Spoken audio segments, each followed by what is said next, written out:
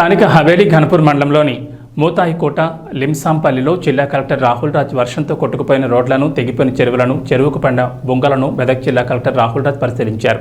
ఈ సందర్భంగా జిల్లా కలెక్టర్ రాహుల్ రాజ్ మాట్లాడుతూ తాండాలకు వెళ్లే రహదారులు భారీ వర్షానికి కొట్టుపోవడం వల్ల ప్రజల రవాణా వ్యవస్థ దెబ్బతినకుండా చెరువుకు పడిన బొంగలను కూడా తాత్కాలిక మరమ్మతులు చేసి ప్రజలకు ఉపశమనం కల్పించాలని అధికారులను ఆదేశించారు.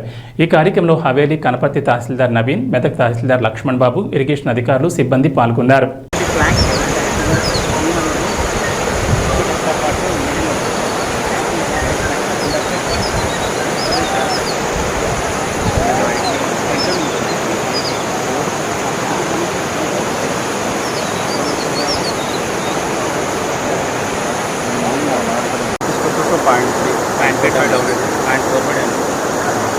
ఇప్పుడు మీకు ఆయకట్టు ఇస్తున్నారా?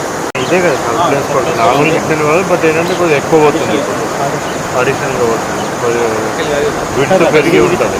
సర్ప్లస్ మీకు అక్కడ నుంచి వచ్చి ఉండాలి, అది నార్మల్గా ఇక్కడ బ్రేక్